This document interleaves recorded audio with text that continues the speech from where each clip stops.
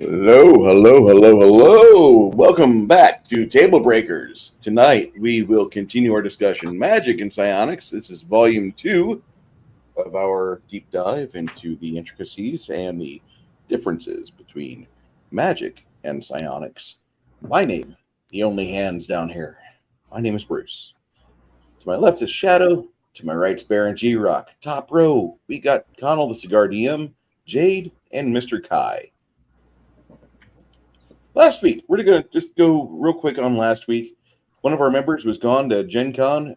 Just want to, there's some negativity about Gen Con out there right now. Jay, did you have a good time at Gen Con? Hell yeah. Even, despite all of the problems that, I don't want to say problems, despite the difficulties my wife and I experienced at Gen Con, not through Gen Con or the people of Gen Con's fault. Yeah, Gen Con didn't break your leg, did they? No. No. So, besides the difficulties that my wife really struggled with for medical reasons, we both had a really good time. We both played a lot of really great games. I got to experience Earth Dawn, so that's an awesome plus. Yep, I will go get one in a moment. The story that I played in the story I played in Earth Dawn was but I understand the mechanics now. I unfortunately did not get a chance to play the West End game Star Wars. Like, that's the one I was really looking forward to. So the people who ran the story didn't publish or didn't make it explicitly clear that what I had signed up for was part 2 of a 2-part game. So when I got there, like, oh, you can't play because you didn't play part 1. And I'm like, the fuck you say? Like, what? I'm like, all right, well, I guess you're refunding me. Oh, no, it's already half hour past the time you needed to turn in for a refund. I'm like, yeah, no, that's not how this works. You're denying me service that I paid for. So either I'm getting my money back or there's going to be problems of the you owe me variety. Was it $2? No, it was more than that. Yeah, I went over to guest relations effectively and explained the situation to them. Like, yeah, no, that's wrong, and we will refund you. I'm like, awesome, fantastic. So, other than that, that debacle and the mobility issues, like, it was great. I really enjoyed it. I gotta make it to Gen Con. It's Indiana from here is what, 3-hour drive. There's no reason Something like that. why I should. I'll be right back. I got to go grab my drinks. My alcoholic drinks. Maybe I'll bring Kai with me, so I can just see him geek out over certain things. Lady, yeah, you do have to pay to sit at the table to play the games. That's how not all of them. Not all of them. Yeah. All I heard was car tip somewhere. I'm okay. The way Gen Con works is you buy the badge to be able to get into the event. Let me get my camera back on. So you buy the badge to get into the event, and then individual events are run by not Gen Con itself. They're run by individual companies or entertainment groups. For example, Pandasaurus was there running events. So Pandasaurus was actually running $0 ticket events to go test new games. There are some people who are not as altruistic, or it costs them more money to be there than they will ever make back. And that's why they charge for admission to some of their things. It's so that they can recover some of the costs of being at Gen Con and traveling there. By the way, for those who notice, Bruce feedonlyfans.com just showed a Yingling Oktoberfest. So I know drinking has nothing to do with gaming because you're doing it wrong. It's got everything to do with gaming. So says you. I can't have one drop of alcohol and roll dice. Then I'm not responsible for my care. If you go to Indiana, you can pick these up, Connell. Oh, okay. Yeah. Well, I know Oktoberfest by the good old people of Samuel Adams has been released, and I normally go to Costco, pick myself up a couple packs of 36 count before they go out of fashion. Yep. They're amazing, and it's a birthday present to myself. Hey, more people rolling in. Hey, nerdy. Legion of Myth, Lady, and our friend the Crafting Gamers here. Crafting Gamer, we hope that we sent you on a good bunny hole trip on Monday night, and I hope that you've got your answers. Yes, Shadow. It's a case of 36 in a box. Yep. It's not that expensive either. $28 for 36 beers? No, it's not. That's really a good price. Down here, they charge $28 for 24 beers. I don't like my beer at all. So It's got show and tell.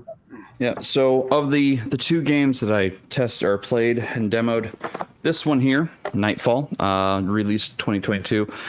This was actually a really great game. I was not expecting. I didn't have high hopes for it, just based on the description that I read.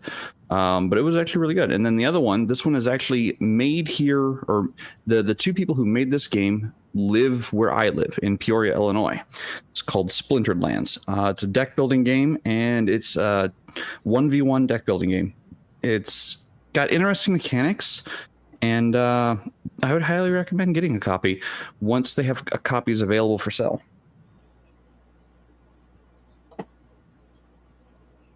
So that's all my stuff from Gen Con. I just wanted to hear a good, positive Gen Con report because there's people out there, no matter what you may think of somebody politically, there will be people that are on quote unquote your side that do nothing to the hobby but drag it down.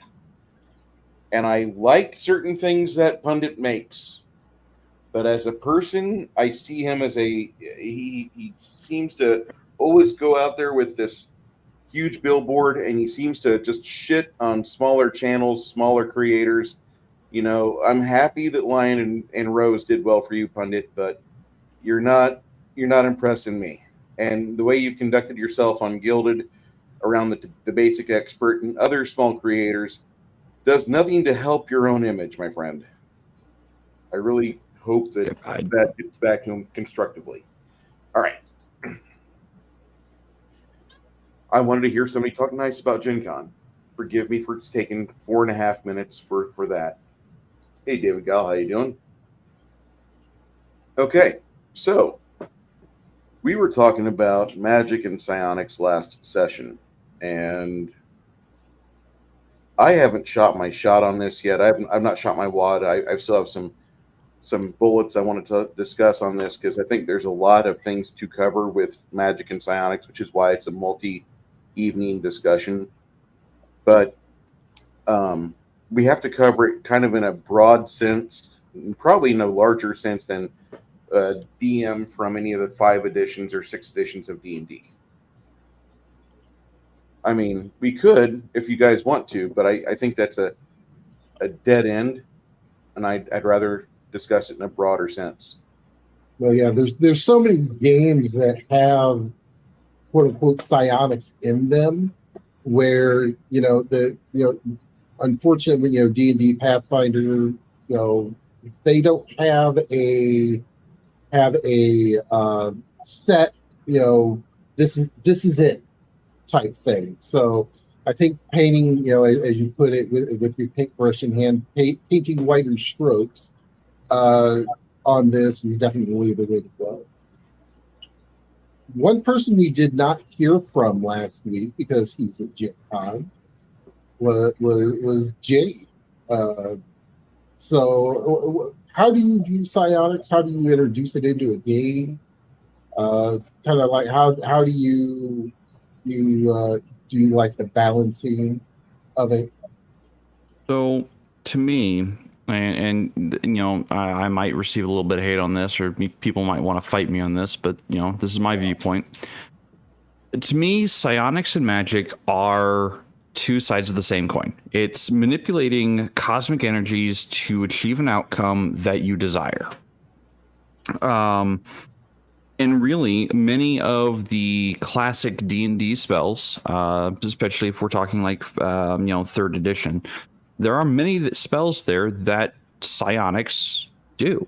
For example, telekinesis. That is a psionic power. Like, There are no bones about it. That is pure psionics. But it's a spell in D&D 3.5 or in D&D 3.0. Pyrotechnic abilities could be range anything from produce flame to fireball. You could fill an entire room with fire using pyrokinesis. So to me, there really is no true difference between magic and psionics. It's just how you view it and what the individual rules of the individual powers say it does. Yes, psionics uses power points. Okay, so does some magic. Some magic uses mana or spell points.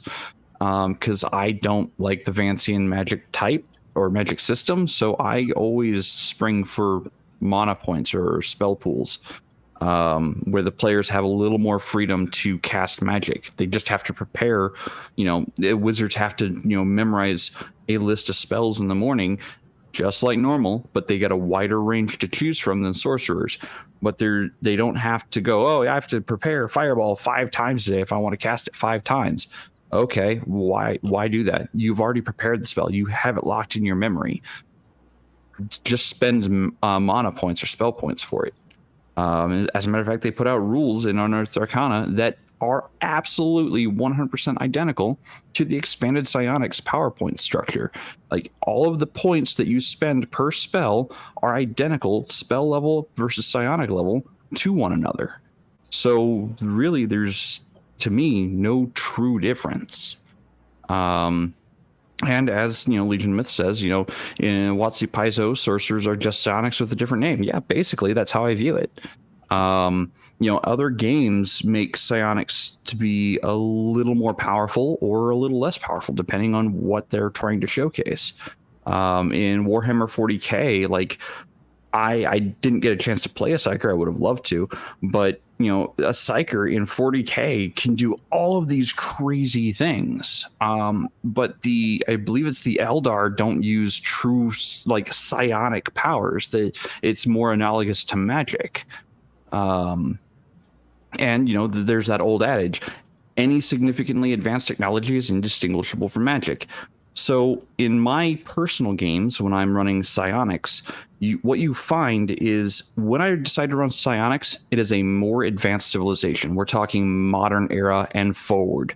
That is where psionics take place, because magic has been broken down by science and explained through methods of psychokinesis or telekinesis or some kind of psionic ability, some kind of tapping of the cosmic powers of the universe through one's mind. And that's how in my modern games, that's how it's explained.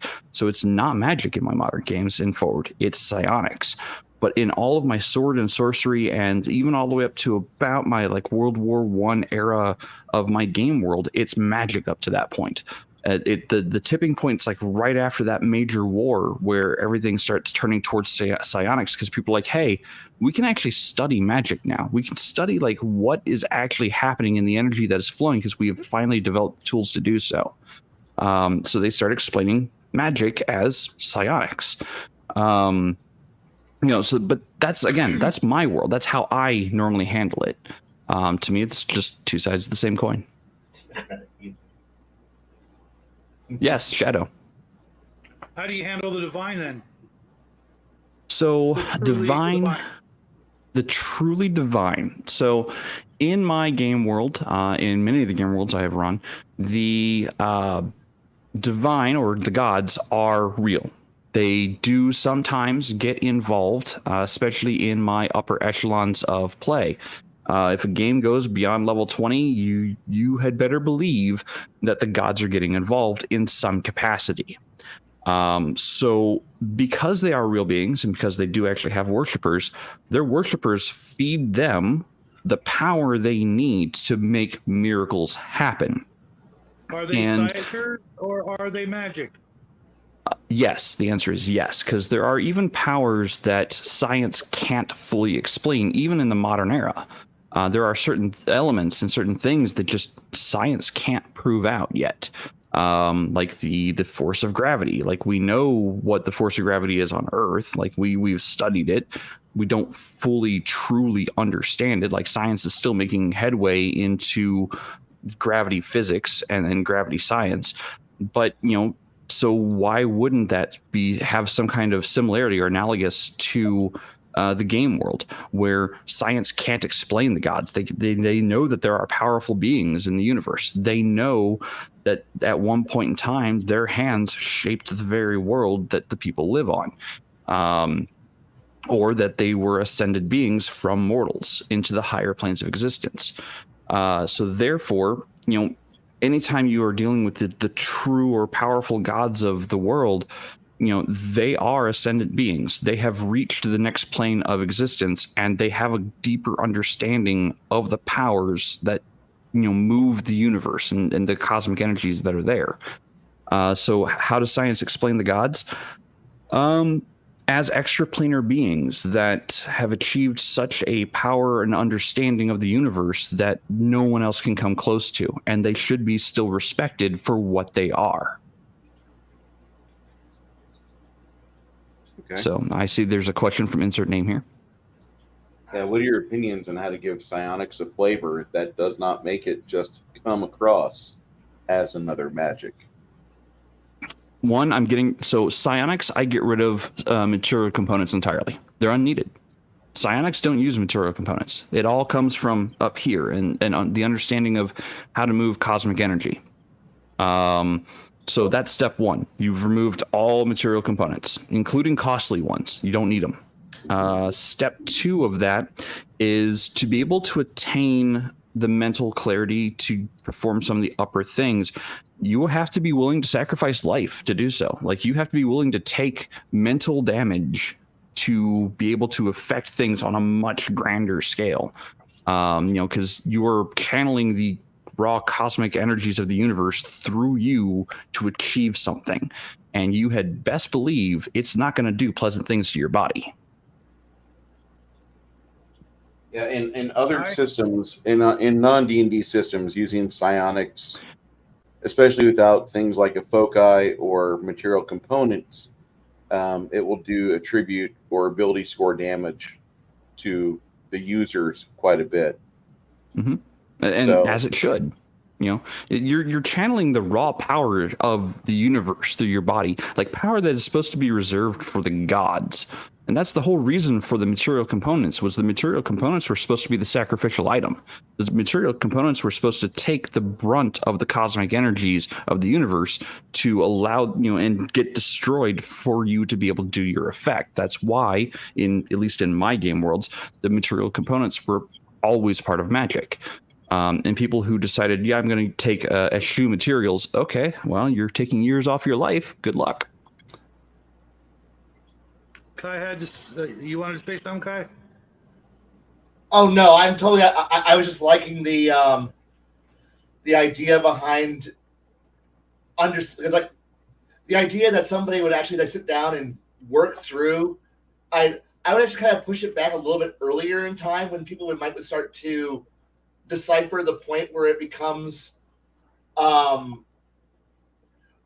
less magic, more psionic, more understanding, and how and a dividing line. But that's just quibbling small details. I just like the idea. So, I mean, and that's why I said, right around my World War I time frame, like the Industrial Revolution is, in full production.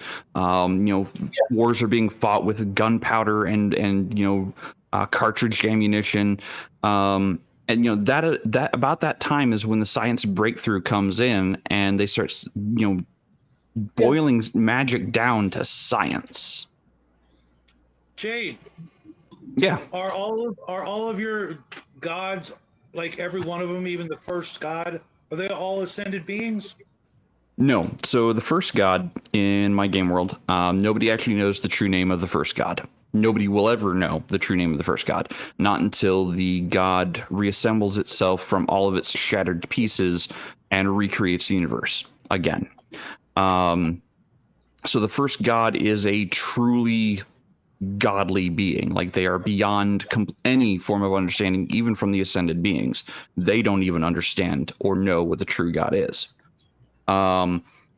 So the greater deities, the first deities that attained the shattered or splintered parts of the god they decided to kill to attain the power and stop the overabundance of creation and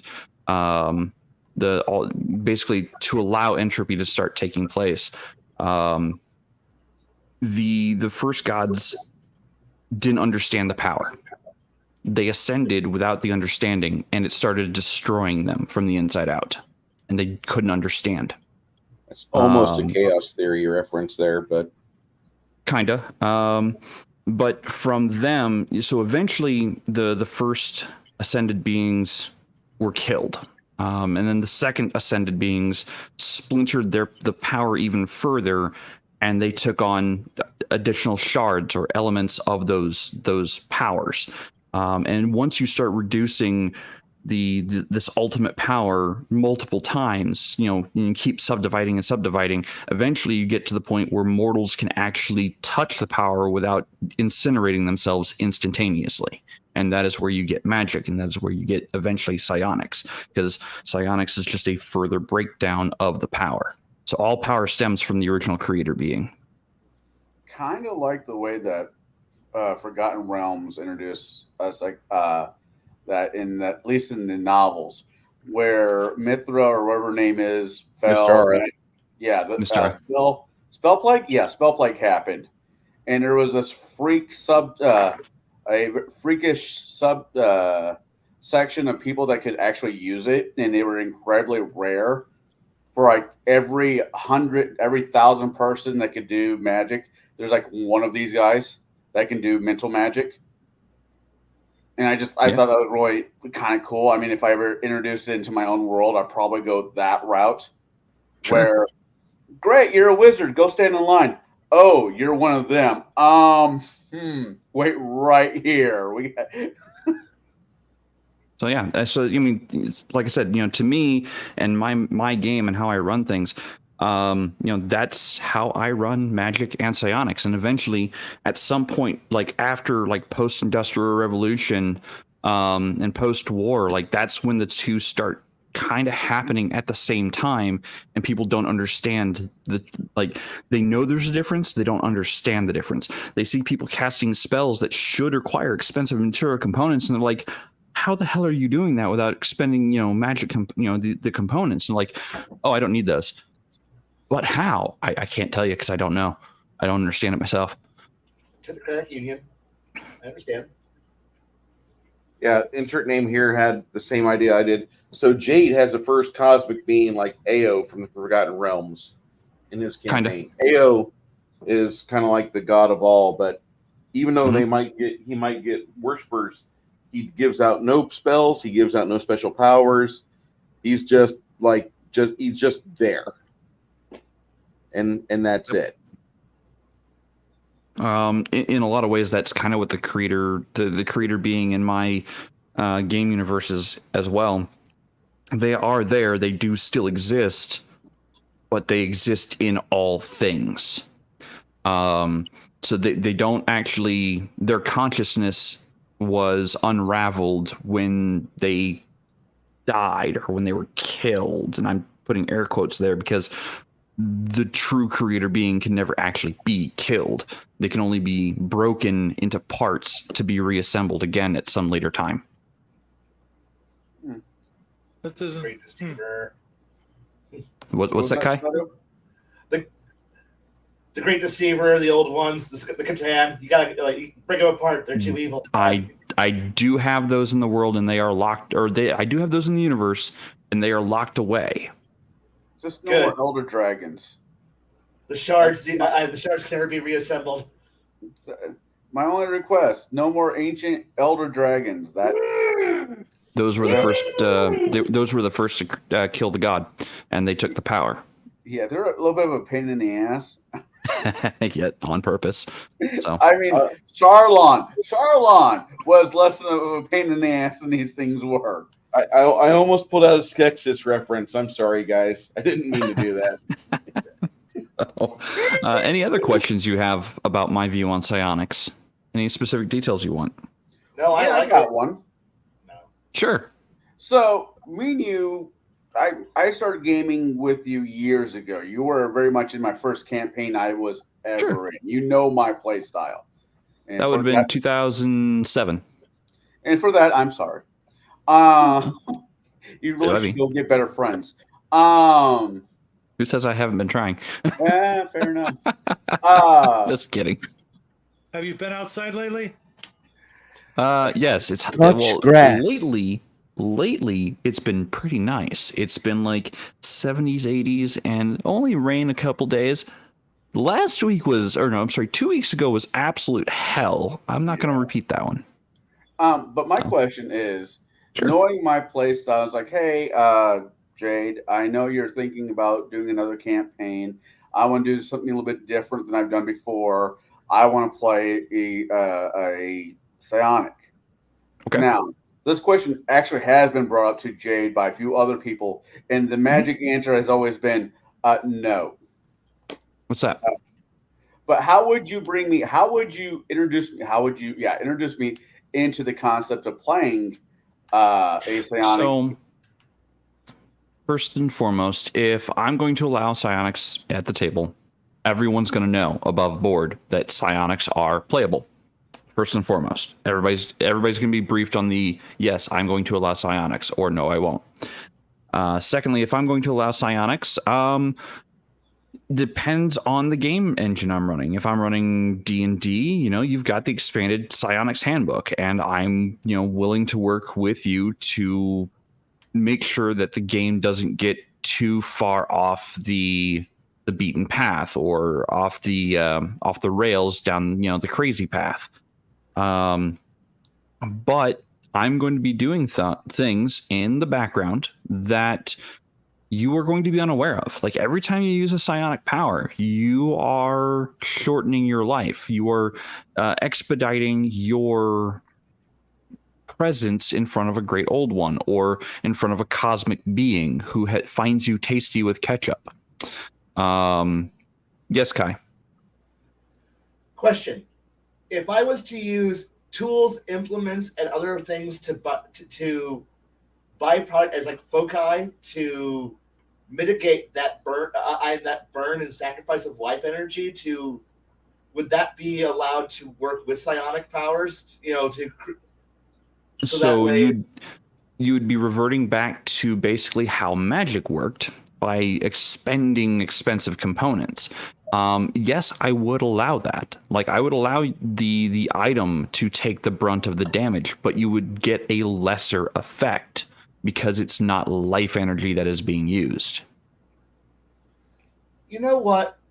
I played enough Call of Cthulhu. I'm waiting for that. I'm okay with that trade. Okay. But for you, Connell, I would recommend something like a Psyblade, something that produces psionic energy weapons as part of their being. They use their life force to produce this psychic energy into either a blade or something they can throw or launch. And that's what I would recommend for you because I think that would be more fitting for you. If for those who read comic books, a Psylocke type character from Marvel. Psylocke or even Gambit, because you'd be able to imbue items with the psionic energy to launch. Yeah. To me, like that's a perfect example of a Psyblade in X-Men. Cool. So we got some more questions here. Where's the good Baron? He is rebooting because his died. Yep, his internet died. He's going to be back in a few. So the question. I think here he is. Oh, he's back. He's back! Hooray! So insert name here asks, are there creatures in your world that are inherently psionic? Inherently, yes. There are a few, but you typically don't find them because they're capable of reading minds and they're capable of sensing the presence of other beings. Typically, they are not predator type beings or predator type monsters. So if they are going to be predator type monsters, they wait till someone's asleep to prey on their life force or their brain or whatever the case might be, or their brain energy. They wait till they're asleep. Because things that are awake that have the same presence of mind as the beings that have psionic powers are typically apex predators themselves. So, I could see so I actually do have an example. I had an illithid that had psionic powers. The illithid was waiting for a dragon to fall asleep in its hoard to attack. And it almost worked. The party came in at just the right moment to see the illithid trying to infect the dragon, and the dragon woke up, and things didn't go well for anyone, not even the party. I think I killed 3 players that round, or that session. I wasn't there out of 5. For that one. No, you weren't there for that one. I wasn't there for that one. Because I've been waiting outside of the cave. You all fucking nuts. Yes, Flady. The harder you push the psionics, the faster you burn out. Yes, that is how I like to run my psionics.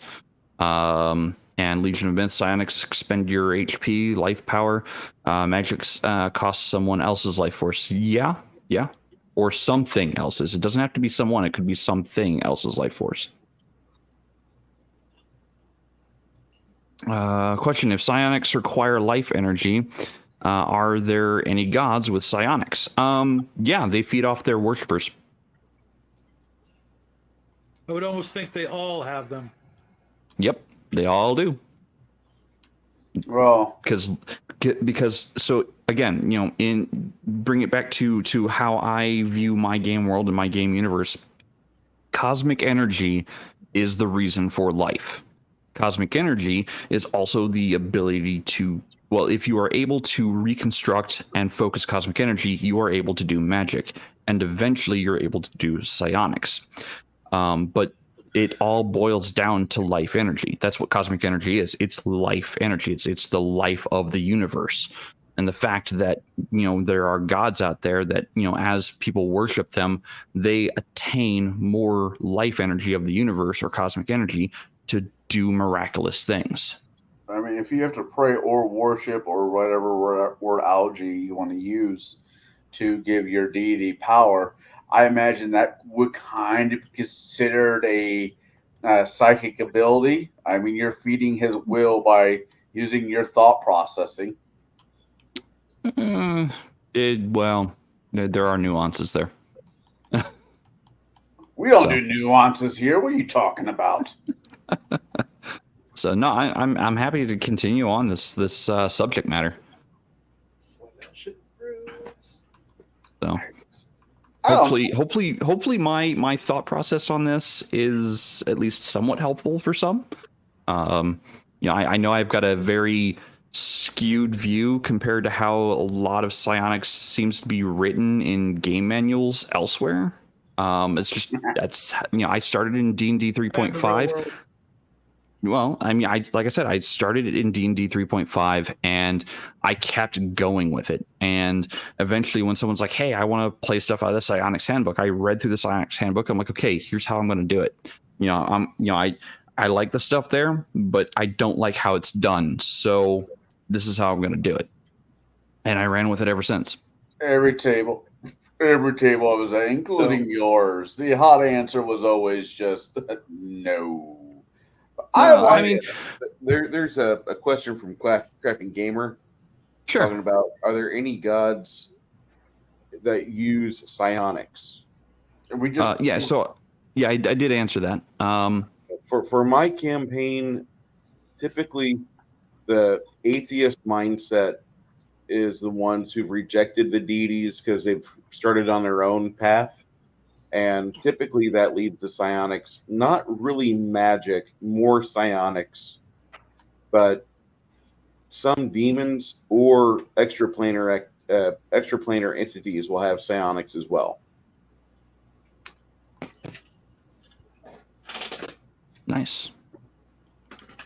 As a DM, I've always said no because I haven't had any experience. Well, the only reason I've said The only reason I've said no to psionics in my game is because it's typically set before the time period where psionics is supposed to take off in my timelines. Like that's why I've said no. You know, I have no problem with catch you me when no, it's your game.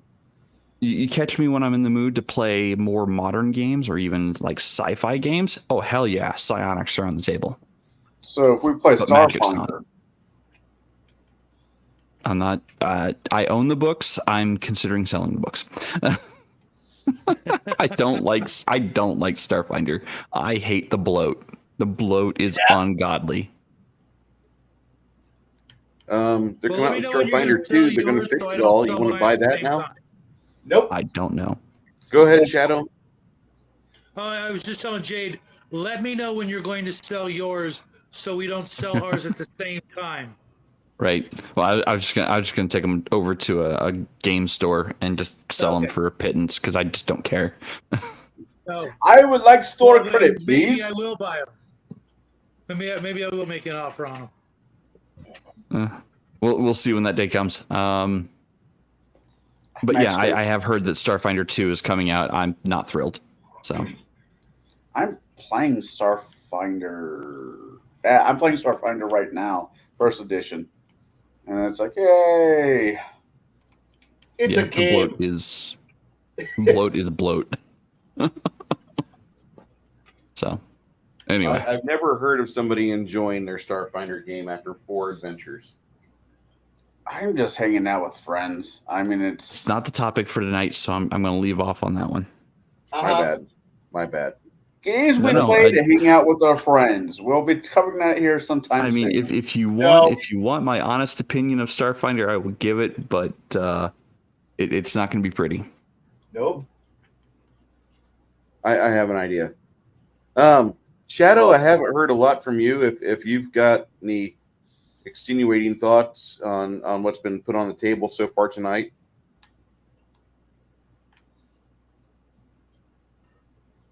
We're all going to have different views on how we do these. For me, I actually, I'm heavily involved in the psychic community, not necessarily as one of them, but more as a researcher. And I've heard so many different explanations as to what psionics are. I mean, we're all going to have a completely different take on what they are and how they work. I highly recommend, if you're going to use them, find a system that uses them from the very beginning. Don't find a system that's tacked them on at the end. If it's in the appendix, that's a clear sign, or an optional rules. It's clearly something that probably wasn't play tested from the very beginning. Games like Palladium and Traveler, although Traveler kind of might qualify as having it, sort of tacked on, but it's been there since the very beginning of the very first edition of Traveler. I'm trying to think of the other game. Well, the whole Palladium system, and also games that like I've got this game called Psy World, where it's all about psionics, and the special characters happen to be psychic characters, working for whatever goals and companies or whatever you want. Look for games like that to, like Connell says, he's got no experience. Well, you're only going to get experience from a GM running you through it, who you probably won't find outside of the 6 of us here right now that are, real comfortable with it. Like you said, you're going to get a flat no. So if that's the case, you're never going to get any experience. Or take it upon yourself to introduce them, with a rule system that you understand, like, and enjoy, and experience and experiment with it by being the GM. Find out what you like and don't like. Otherwise, you won't ever actually get that experience. It'll always be just a no, and that limits yourself. One of the great big categories of power in any good RPG, because I mean, how many of us have been blown away and had our characters, humbled before a powerful psyker of one sort or another? I have. Show of hands. I have. Our Rips game where we were supposed to fight a psyker that kind of got out of hand very fast because we had a juicer in our group, and things, like I said, they got out of hand. This guy was supposed to be like an evil Professor X type, and between the juicer and the vagabond tag teaming him, about 3 rounds combat, wipe your hands, it's done. I hated that. The DM wasn't me. That's the only good takeaway. Yeah, a good psyker. Look at things like Magneto, or even a Professor X, or some of the bad guys from the Scanner movies, etc., or some of the other great movies. A good psychic bad guy should be able to be a challenge for an entire party. Otherwise, you need a whole lot of minions. Otherwise, you've kind of just wasted their time in a 3-minute or 3-round melee, right? Kai? What was it, Kai? I was going to say that I kind of want to go in a different direction than the usual.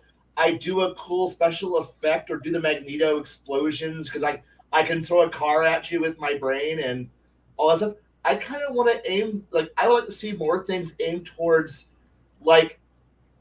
the Foundation or towards the God Emperor of Mankind from Dune, where you're looking into the future and seeing probabilities and manipulating probabilities. And the thing is, that's a much more subtle way of most games don't really push you in here's the subtle arts on how to, where I predict the future and manipulate things. That's kind of where I would like to see things go, or where you're communing for more information rather than simple, I get my psychic powers so that way I can cause an explosion. I mean, that's kind of cool, but it's so limited. Meanwhile, if you're opening your mind to the universe, to the idea that you're perceiving all the things around you, life, the people, what their thoughts are, where their paths, where their futures, where they could be heading, and how you can manipulate them in game terms, for a mechanical +1 bonus to hit, or a +1 to dodge, or to go, no, I want you to re-roll that ability, re-roll that attack roll.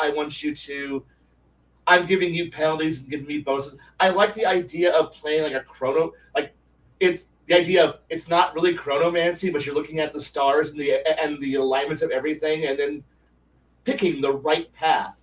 But we don't really see that given too often in most games. But that's kind of what I would like to see done better. But usually that's just pure divination, and that's always underpowered in almost every game you're ever going to play anyway. So whatever.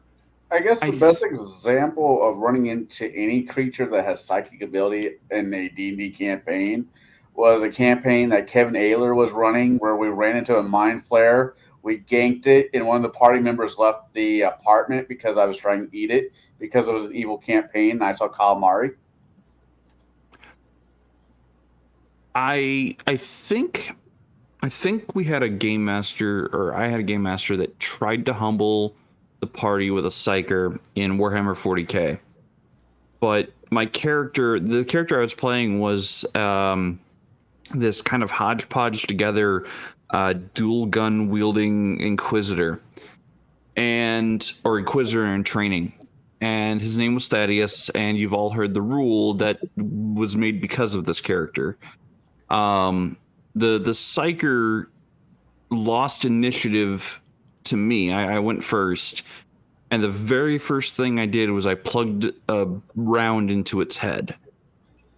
And of course, the reason why the Thaddeus rule exists is because, I played Thaddeus, and I killed it in one hit. The DM was not happy. So I know the psyker was there to humble us. Unfortunately, he wasn't counting on my epically low dice rolls. Which I think is just a failure on the DM, because if anybody's ever played with Your ability you, to roll low is a superpower. yeah. Yeah. That My superpower was is a always failure on rolling the low. DM's part. he wasn't counting on me wanting almost every attempt to attack the thing. So,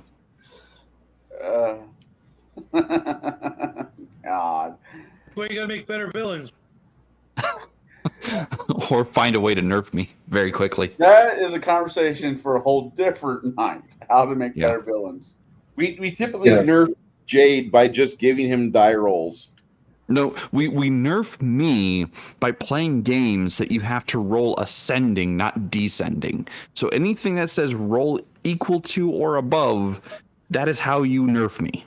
So if we're playing second edition D&D, Jade here would be a real killer. On ability checks would be great. Yeah. Rolls to hit, not so much. Well, don't you have to roll low to hit?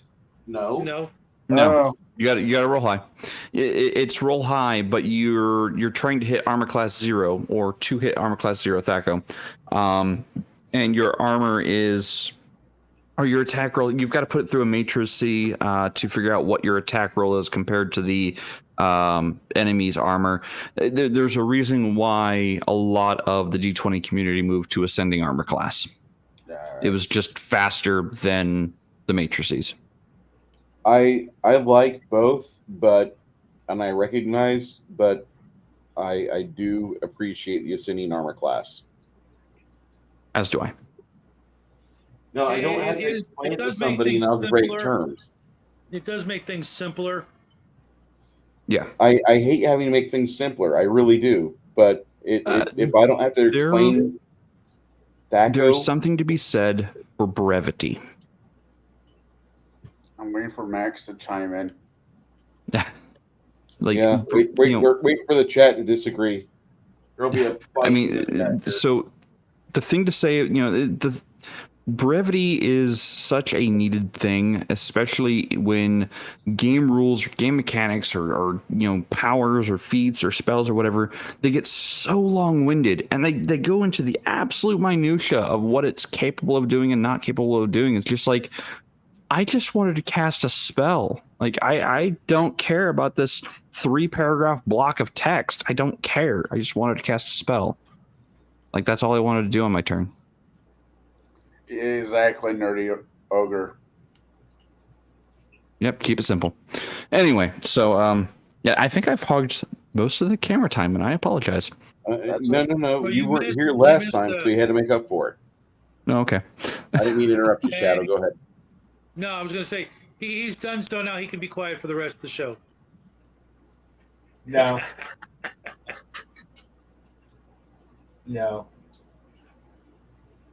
The brevity is needed in players' decisions. Decisions, not first grade method. I agree. But at the same time, like, and that's the largest reason why I moved to Index Card RPG. It is exceptionally simple. It gets the game moving very fast. Player turns are, less than 10 seconds in most cases. Even if a character has a spell, they know what it does. They know they need to either roll or not roll to get it to go off, and their turn's over and we're moving on. Like, I can get through 10 combats in a single night of 4 hours with Index Card RPG if players really understand their characters and know what they're doing. Like, I don't have to spend 3 hours on 5 rounds of a single combat, which is just painful and unnecessary.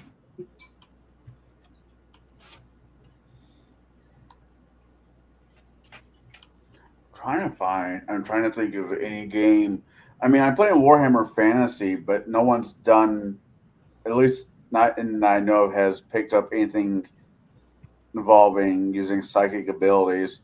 We keep waiting for the wizard to cast the wrong spell and disappear into the ether, as there's just, Yeah, you won't find honest, it in you Warhammer keep talking Fantasy like Battle that.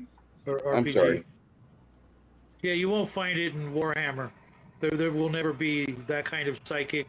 Their entire understanding of the two concepts are not conducive for coexisting in a fantasy role playing game.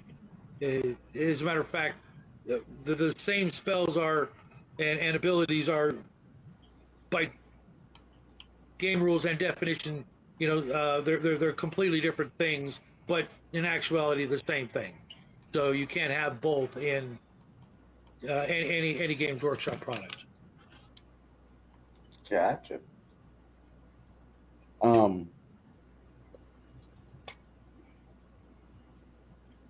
Connell, when you talk about things like that, no offense, but I need you to find a table of Dungeon Crawl Classics and end up with a wizard.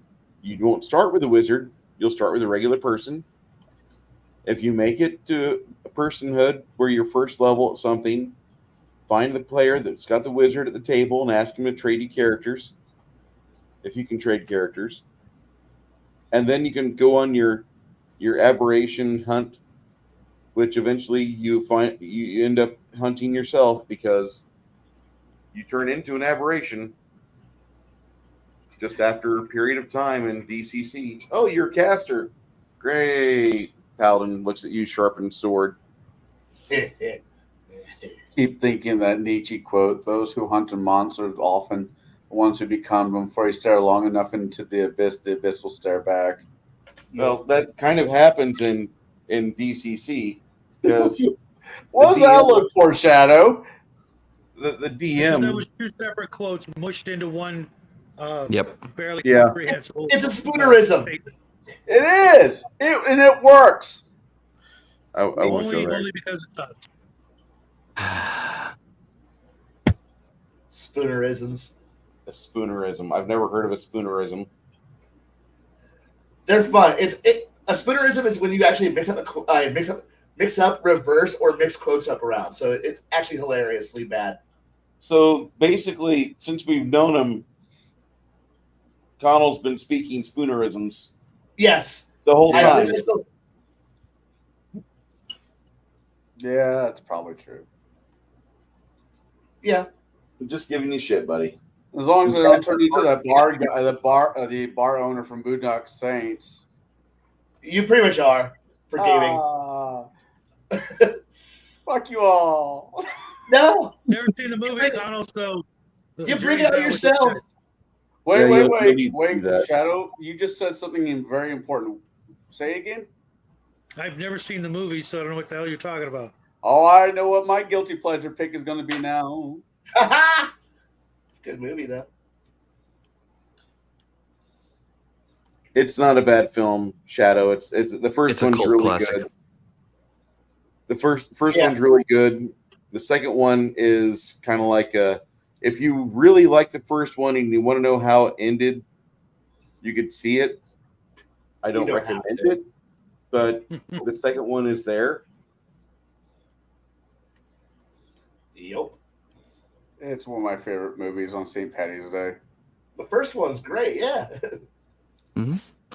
So, Can't tell you how many times. what else do people want to know about psionics versus magic? Well, I was kind of wondering if we could go into that discussion a little harder. Go ahead, Shadow. I thought we actually had questions that we'd come up with beforehand, but then I realized that's not a thing. If you want to, Well, it is. fire But away. I didn't get I thought I had them for this, and I didn't have them for this, and I didn't have time to get them. Questions? What No worries. questions? Is this gatekeepers? I know, like this is You my don't have channel. quality. This isn't Gatekeepers. This is not a erudite, very well thought out stream. This is a from the hip. Do your best. Yeah, I gotta ask, like, if you guys are playing in Palladium and you're dealing with Magic versus Psi all the time, and Palladium, No, that's not how it works. They're two separate. In Palladium, they are, in fact, just like the definitions in the dictionary. they're two completely separate, different. Right. And the rules are similar, as in, you have points to fuel them, but their source and the way they work and why they work are completely 100%, basically polar opposites. You may get the same effect in some cases, but how and why is completely different. Well, kind of like the real world. Yeah. Like my character, like I said, we were playing in a Palladium game, which my time in those never lasts. It's like the standard 5th edition D&D game, but we had like 6 sessions that we played, and the GM was kind of pissed because he didn't have a big enough group of us to go against. Run Palladium. Well, there's 10 of us that were interested, and we made characters, and a few adventures in, we find a big bad guy, and after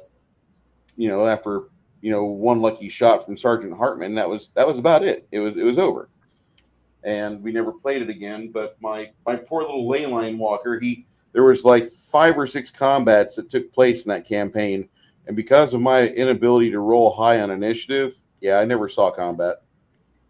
Go ahead there, Jaide. So, insert name here actually has a question. Can undead have psionic abilities in your world? Or is that something connected to life, the living, our life, the living alone? Is that targeted at someone specific, or is that just for the panel in general? I'm assuming it's for the panel in general. I think we all should take a whack at that one. Sure. If you want. Who wants to start? I will. Yeah. I will say yes. Okay. Because liches have, if you're a lich, therefore you still have the mental capacity to do high level magic. Why wouldn't you not still be able to do high level this with the under the same concept? Probably because your brain has rotted away and you no longer have one. And you probably, unless you had them in life, if the Lich as a magic user had psionics, then maybe. Otherwise, I'd go with no, just because you should be able to handle the party with just a Lich. If you needed to tack on psionics, yeah, probably not so much. Well, the thing is, too, is in looking at it, is that if they still have an intelligence score, which I believe liches do, then they would theoretically still be able to work psionics. That's the thing. Having them in their life, they would just. Oh yeah, if they had it in life or upon death, that something that the way that they did it imbued them with the psionics. Magic happens. Things happen with that transformation. With the old Lich potion, creation of the Lich potion and then drinking it, there were multiple side effects if you maybe mixed up the potion wrong. So that's actually a neat idea. He made the potion, didn't have psionics, and now he does, and now the players have no freaking clue what they're dealing with. I mean, you walk into a Lich, it's like, oh, we're dealing with Lich. He's going to use magic. I'm gonna put an anti-magic field around him because that's never happened in any campaigns I've ever been in. Oh, aha, fuckers! I don't use magic. I use psychic abilities. Wait, what? D&D anti-magic field also affects psionics. Oh, does it really? Really? Yes. Oh, that's disappointing. It does. Never retarded. Anti-magic fields also affect supernatural abilities. So if you're specifically trying to flex your better than God-given abilities and you hit one of those, welcome to mundane living, okay, muggle. I can see that comes from a supernatural source. But, if you got bitten by a psionics is also spider, supernatural. No, it's paranormal. It depends on the system. Definitions, I've always known them to be a supernatural event, so they get blocked by anti-magic and many other things that will block, just shield wall off any magic effects. I would say that if it's got an intelligence score in most campaign games I would be playing, doesn't matter if it's Pathfinder or Palladium Fantasy or Rifts or whatever, if it's got an intelligence score or whatever it is that uses to fuel the psi score that it's got, if it's got that ability, if it's still, not a dash, then you're dealing with a psionic character. It could be a psionic lich or a mage user lich in your Dark Sun game, or it could be, ancient Incan undead in South America Rifts. If it's got the ability for the psionics and it's undead, guess what? It's still a threat, and your head might get melted by it. Have fun. Your time may vary. I think that would be something that you need to keep aware of. Some things do not deter after the corpse is dead. If the psi is keeping the brain fleshy and operable, you should be very wary of what you're getting involved with. So for me, I think it depends on the game system you're running as far as the psionic undead. I could see vampires being psionic. As a matter of fact, I already have psionic vampires. They're called illithids or mind flayers. Yeah, they're basically brain. They're brain vampires. But as far as like a lich having psionic powers, I could see it happening. But because the way in my game universe have explained how psionic works, like you are taking off years of your life force to use psionic abilities. You're burning your life force away. A lich would not necessarily want to use psionic ability because it's burning their soul away in their phylactery. And they've worked so hard to, build up their soul, their presence of life energy to put into their phylactery. They wouldn't want to burn it away. However, they would not be against burning away the life force of others to affect psionic abilities. There's nothing saying that the lich isn't going to the slave markets to purchase slaves in order to pull the psychic energy or the life force energy out of them to power psionic abilities. Just like a lich would do with magic. Like to me, again, in my game universe, magic and psionics are the same coin. They're just two different sides and two different effects or two different methods of use. So for me, having a undead using magic or using psionics is no different than them having magic to use. It's just where the life force or where the energy is being expended from, because their life force is technically untouchable from the psionic powers. Jade, yes, Shadow, you had a question. How come spells don't do the same thing, eating up a lich's life force?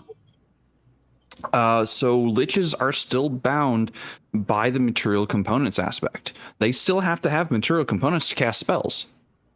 What if they cast only spells that don't use material components? If they can cast, just the verbal or verbal and somatic components, or just the somatic components, then I would say, yeah, they probably aren't burning off as much energy from their own life force that is contained. I'm not saying that it's so. Okay, I guess I should preface this. I don't think I touched on how my liches attain the life force to begin with. They make huge sacrifices. They sacrifice entire cities of people to build up enough life energy to put into a phylactery to feed off of for millennia. They don't just, boom, cast a ritual and suddenly I'm the only person who's undead. No. They sacrifice entire cities. There was one lich in my game world that sacrificed an entire nation of people just to become a lich, just to become an immortal basic god, like little g god. And all of that life energy is stored in their phylactery. If the PCs could ever find the phylactery, before they become a demi lich and no longer need the physical object, then otherwise the lich is just going to keep going for millennia and millennia. So I mean, it's really like how are they tapping the cosmic energy of the universe, and how are they extending their presence of mind and presence of being beyond their timeline, their limit of where their life should have ended. And a lot of them have tied themselves to the life force of others or the life force of the universe itself. So to me, a lich having access to magic and not having to use material components, they're burning off energy of the universe and energy of others to do so.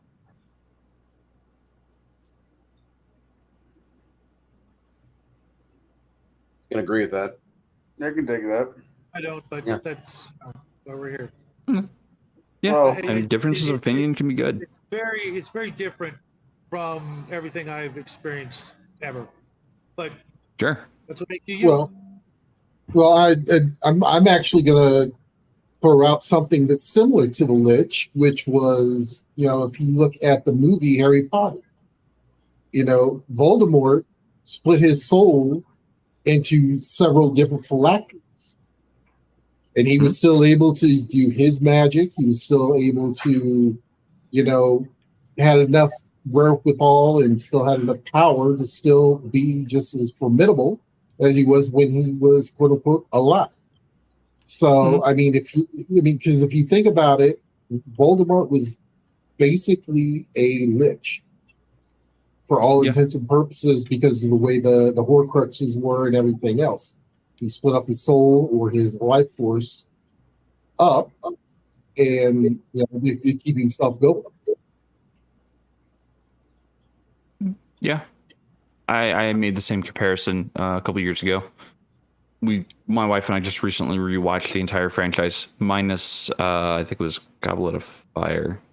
I don't care what anybody says. Harry Potter is not a wizard until at least the fourth book. It was Prisoner of Azkaban. We skipped Prisoner of Azkaban. So we don't care for the book and we don't care for the film. Yeah, he doesn't become a wizard until at least the fourth book. Up until that point, he was just a rogue. So, what about you, Kai? Do your undead use psionics, or is that only for the living? Yeah, because I'm also more for the mental. I also go for the mental aspect of where it comes from, rather than go for either a divine source or an outsider source or arcane power sources. You're actually shaping all that magical energy. This also comes from the idea that I also kind of like Meiji Ascension's ideas on how magic works. So gotta remember that part. So yeah, if you got a will, if you got a will and you got power to be able to utilize it and the mind to be able to do it, yeah. If you had psychic powers before you became undead or a lich, you better believe it. Plus, I kind of like the idea of undead who can, who attack you psychically, give you nightmares, scare you through terror. The idea of mental effects, or I like poltergeists who can move things with, telekinetic powers. Those, yeah, since I haven't had a chance to do this big giant spiel to explain everything, but yeah, it's just another source of magical power in game for a game. So yeah, the undead definitely have the effects to. If it's an intelligent undead who has mental willpower, yeah, better believe it has the ability to induce pure psychic phenomena. I mean, if you want to bring up Baron, if you want to bring up Harry Potter, the Harry Potter series, go back a little bit further, you could bring up the Freddy Krueger series, Nightmare on Elm Street. That was all mind magic. Oh yeah. And he was very much undead in a crispy sense. Well, I mean, actually, I would actually almost put him in the same boat as a demon. Yeah. Demon. You watch was it Supernatural's TV series? All of the demons, whenever they're like force choking the Winchesters or throwing them up against a wall, that's psionic power. That's telekinesis. Like that is basically the textbook definition of psionic ability. It's Moving one of things the with your classics, mind. but I don't necessarily know that it has to be psionics. It doesn't have to be, but it can be. Right. Absolutely. That gives Star Wars a whole new look. It's not magic; they're just pushing things around with their mind. That's Midichlorians. the way it was. In a way, my yeah. interpretation of Star Wars was more of a psychic monastery, sort of a Yeah. quasi-religious psychic order without a god. Yeah, I mean the force sensitive people were basically psionic sensitive people. Yeah, throw that out. But when the dark side of the force users are throwing around lightning, well, I mean that's lightning bolt or chain lightning. That's basically a magic spell done through psionic ability. Is it not? Well, again, I don't believe that. From my experience, things that can be done with just pure brain power aren't always. They're often mimicking some magic and vice versa, but that doesn't mean that is magic. Just because you can do lightning doesn't mean it has to be magical.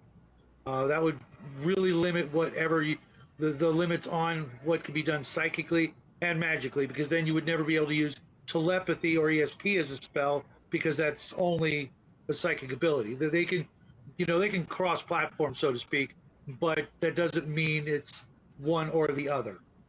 So Because magic in essence is sort of like the big cheat code.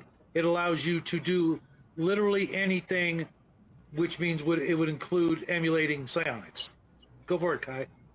Which in short brings it back to the idea of derivative of source. So the idea of, I guess it's like I had to go back with the idea of where your power might come from. If you have psychic powers or magic, arcane magic, or I work a ritual and weave mana together to get an effect. Well, you can almost look at that point as looking at somebody who's like, well, where does the divine come into? Well, because you don't have just because you might be a channel for for a divine source or for an outsider source, because really all a warlock is a cleric with extra steps, and so therefore you can really have this idea of, so where are you deriving your energy from? Is it from you internally? Is it internally? That could be psionic. Is it you weaving external magical mana? That's the mage and the arcane. Are you shaping nature? There's your nature. Your nature and your witches, your druids, and your other things. But if you're like, I don't have the ability to do shit, but luckily my God gives me the power to beat the crap out of you. Boom, there's your divine power. It really just comes down to what level of where you're drawing your power from. So if you make pacts with outsiders, you're just saying, I am a weakling and I need help. Some greater being give me the ability, the strength to be able to do something. The wizard goes, fuck you, I read a lot of books and I understand how the reality works. A sorcerer is just going, I have magic in my blood. I'm a psionic, don't realize it yet. And a psionic is, I just understand how reality functions. So it really just all comes down to where your source is, and because nobody in most settings has ever sat down and gone, wait, so if I can with arcane power heal the human body and do what your divine magic does, and then sits down and does the Bunsen experiments with light to go figure out the spectrums and just use light as an idea, or decades or centuries of work to figure out, oh wait, these two are pretty much the exact same spell, the exact same effect, exact same mana draw. That guy over there, and then create figuring out that, oh wait, it's just where do you draw your power from, and then move from there. That's all it really is. I think there's a big issue. Most people have a huge problem with the idea that the human brain on its own could be responsible or capable of some of the things that have been attributed to it. All of the psychic powers, just lumped together. Most folks have a harder time believing in that than in actual magic, which is kind of a shame, because if psionics are in fact a real thing, then it could change everything in such a drastic way that it probably shakes most people to their core, thinking that you wouldn't be able to know if that person had this stuff unless you yourself were one of them. These powers. Yeah. Like I said, it just comes down to a lot of it is just, yeah. Sorry. Where are you drawing your power from? Exactly. And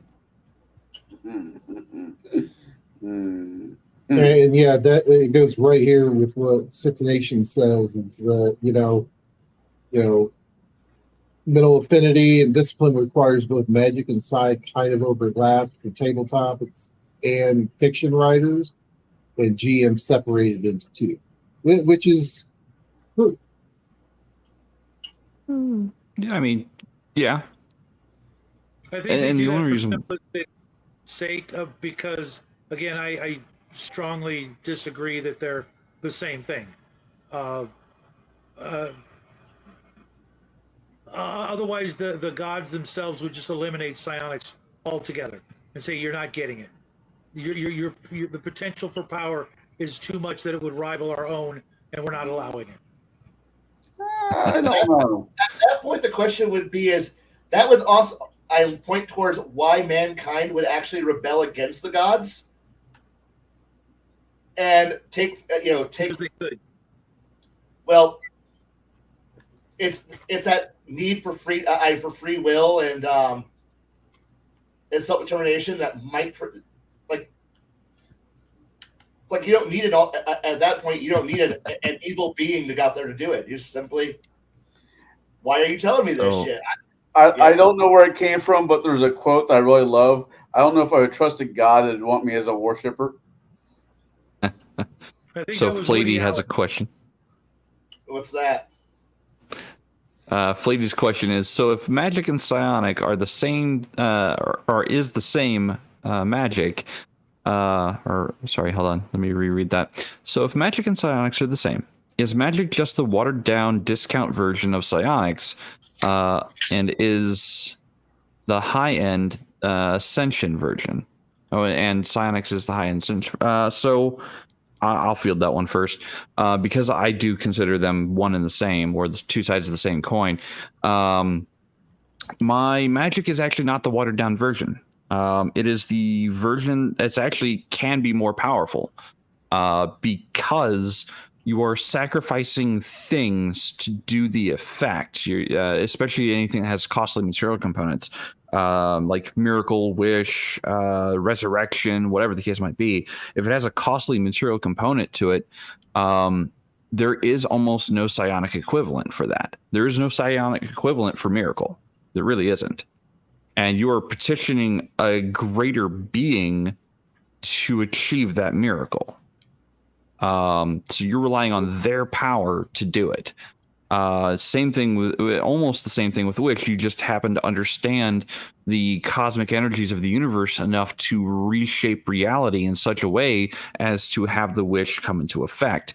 So to me, I personally think magic is the greater of the two.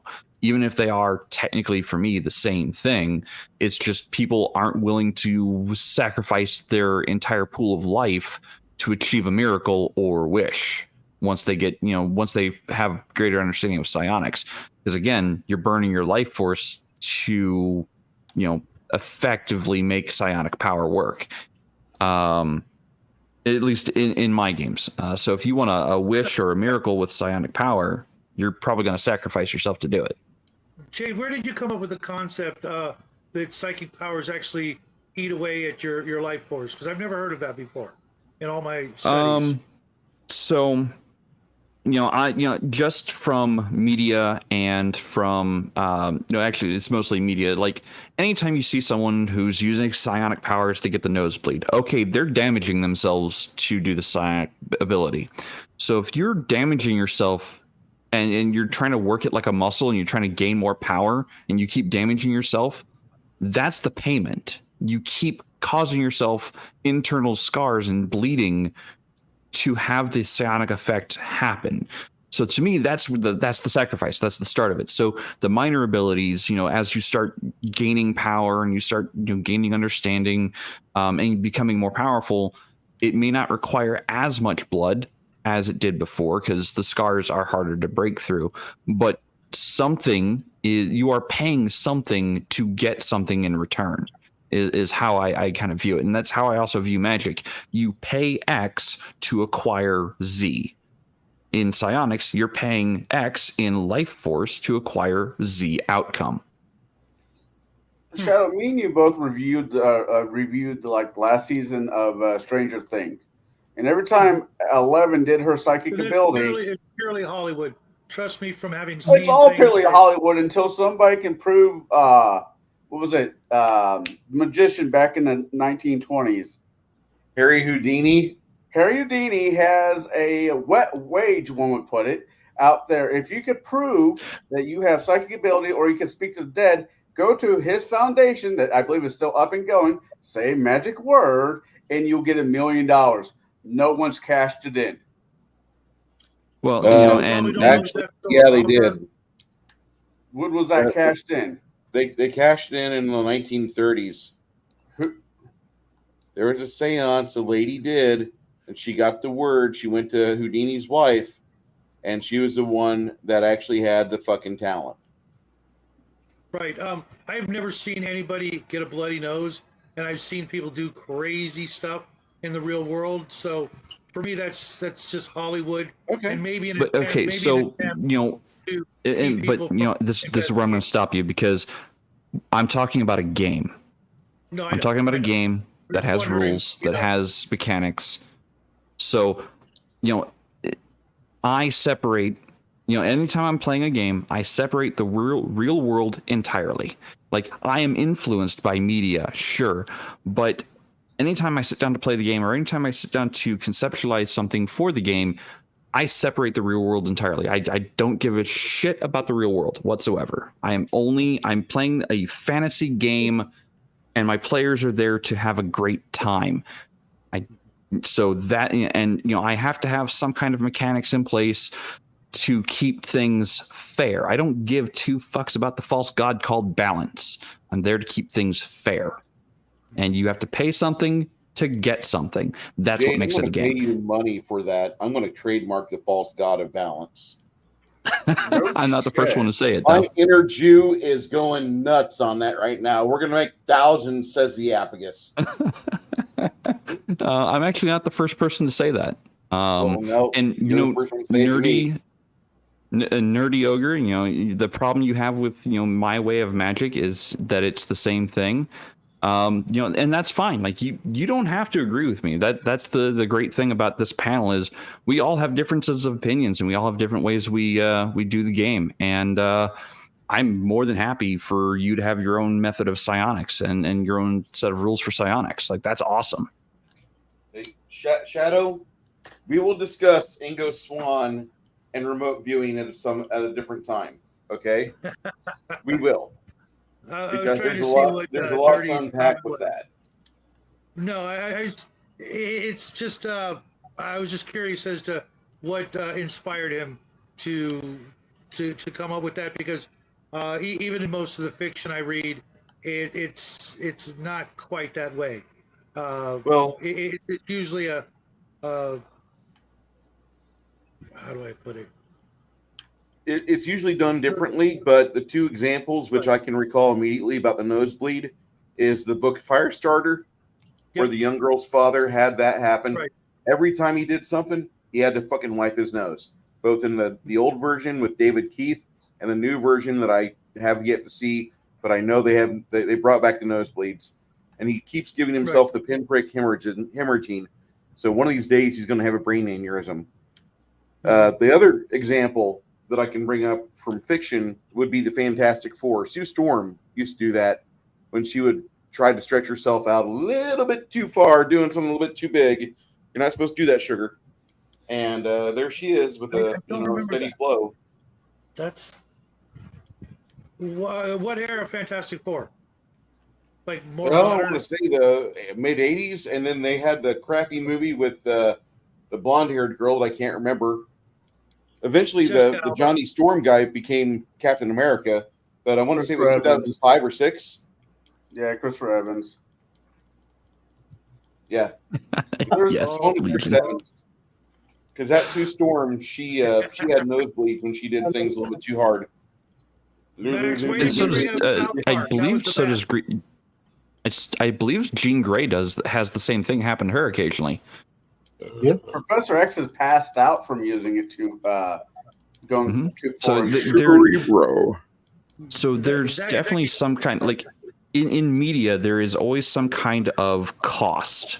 It may not be apparent, it may not be extreme, but there's always a cost to using power of any kind, magic or psionic.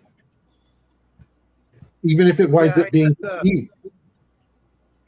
I just don't see the like with magic, that's never the case. I was just curious, it's because there's all kinds of magic that does not use a spell component whatsoever, and in most media, if you unless it's a ritual, most media magic users literally have no spell components whatsoever, other than hands and verbal and somatic components, and there's no other cost. They should be thankful that I'm not their dungeon master. But the thing is that if you think about it, with a magic user, there is a cost. They can only sling so much spells a day. Per day. But that could easily be, equated to spell points, mana, psychic points, and that would still make the psionic have a more of a handicap. I don't remember what system I was playing, but there was a system that had spell points per se, and you could do a spell without having enough spell points. But if you tried and failed, that spell was permanently burned out. You could not touch it, not think about it, not. Yep, you burn channels to do it. Yeah, and there are other game systems that allow you to use your own hit points to cast magic after you've run out of points, and or psionics after you've run out of points, because it's just starting to use your own internals, which is fine. I'm just trying to get an idea what your inspiration is. And actually, insert name here had another question, and does your magic come from the person, from tapping into all surrounding energies, or being a conduit from magic, elemental plane, etc.? I use conduits as clerics and paladin types. Typically, a wizard will tap into the arcane powers that are within the veils of the ethereal or other planar energies, or maybe he's stepping on a ley line and using that as a power source to unleash his wildest spells. I think that having a differentiation of that, because when you're saying I'm a cleric, that mainly means that you're using yourself as a receiver and transmitter. You're just satellite operating yourself for a god's power or another being's will to be done. However, when you're an arcanist or a wizard, typically you're using a foci, some spell components, and you're using that to help bring those energies to bear, and using your body as a magnifying glass and focal point to point those spells in that produced energy that you so desire. Maybe I'm wrong, but I mean, if it works for your game that way, like, that's awesome.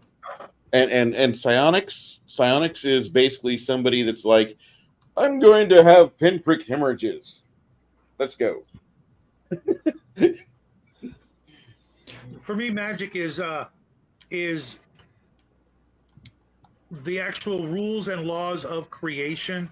Whatever made everything in the beginning had to use a formula, had to use some rules, had to, have steps. And somewhere along the line, someone found out what those were, wrote them down, and that's why wizards have spell books. They need to know these formulas, these equations, these magic phrases, whatever. You need a pinch of this, a dab of that, in addition to all the other rules to reproduce on a minimal scale the actual same rules that created everything in the first place, the Big Bang, whatever you want, however you want to look at it. And that's why the books are so guarded. That's why the information is so hard to come by. And eventually, as you gain knowledge and experience doing it, they also gain in power. You start figuring out how to do bigger and crazier things as you alter reality to your will using the actual rules and laws of creation.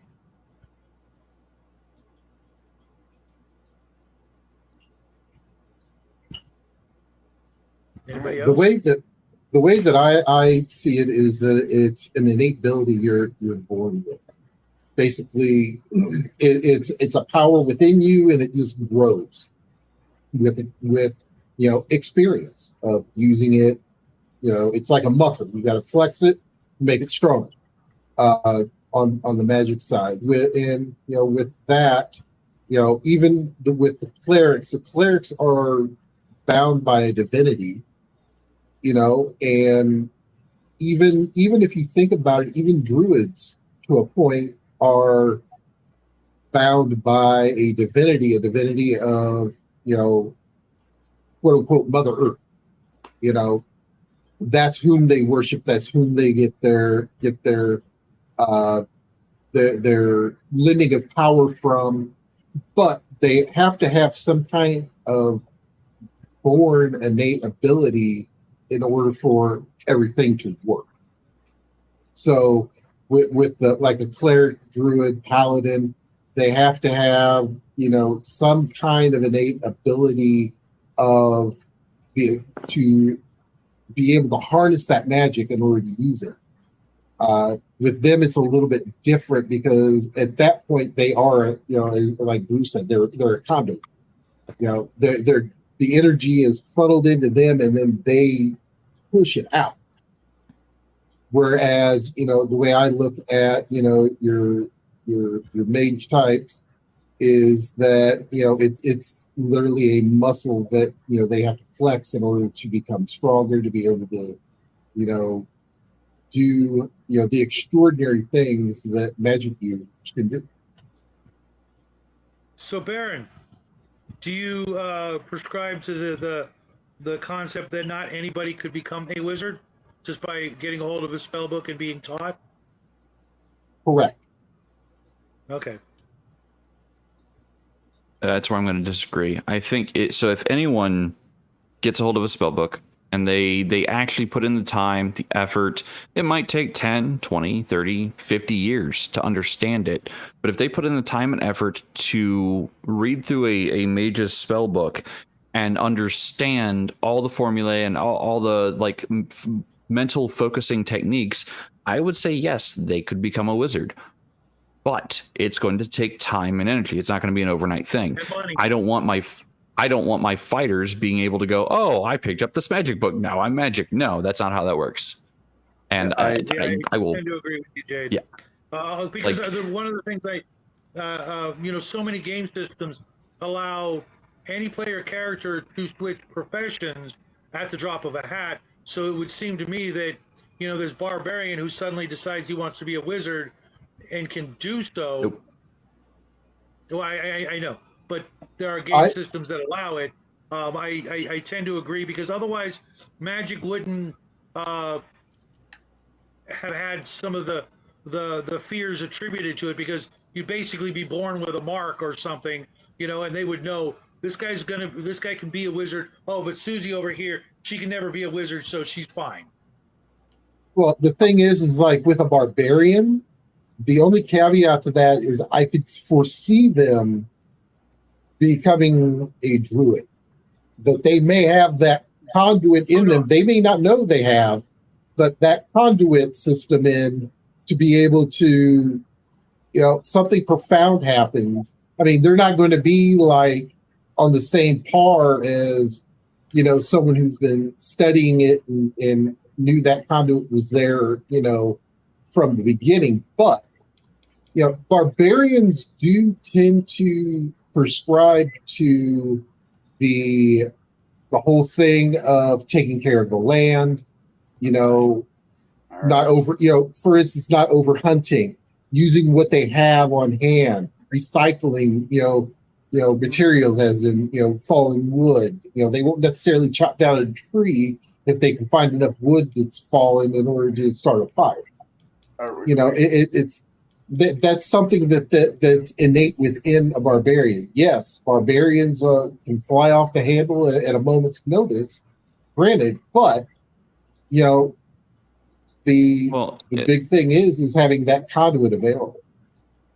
And Max is kind of right there. Like the whole barbarian stigma or the shtick of a barbarian is they're superstitious. They fear magic in most cases because it can do wondrous things that they just can't. They're physically incapable of doing. I love first edition barbarians. The problem the fact that they took all the Conanisms and they brought that to the game, and they said eventually at some point, you can be healed or the subject of a spell and not try to kill the wizard or cleric that touched you.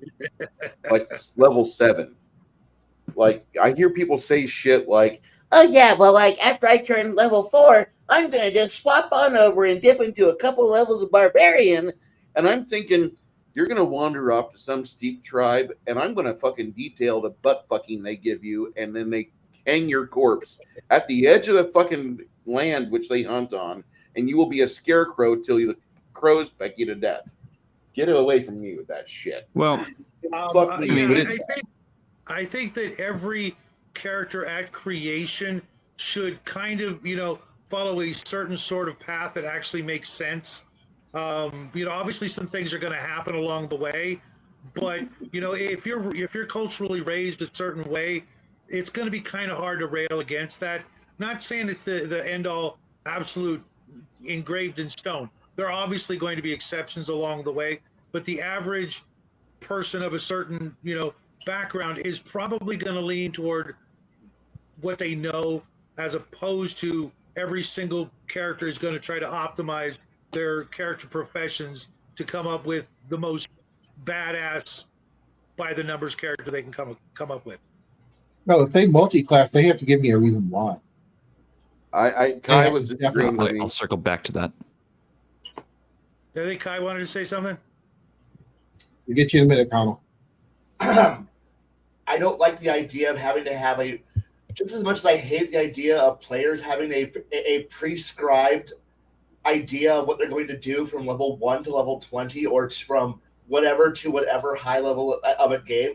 I also hate the idea of the GM having a prescribed for me plan. They can have a plan for me, but having me locked into, so my character concept is X and I can never deviate from that, despite whatever the story might go or wherever plot is thrown at me, and I can never deviate from that from one bit. My character was pre-programmed. I am a robot who was produced by Acme Fighter Co. And I must go out and fight and fight for all fighty time. And I can never think about, hey, maybe I might want to look into magic or powers, or I might find God. No, I was programmed at first level, and I have my next 20 levels already pre-programmed for me, and I'm waiting for my GM to unlock the DLC that unlocks my ability to be more awesome. That's no. I don't think anybody here. Well, but that's what I heard by. But that's what I heard by your concept. You didn't hear the exceptions to every. But the thing is, yeah. But unfortunately, with the because you chose this, you can never be anything else, and that's all I heard. Because I heard a shitty You're wrong.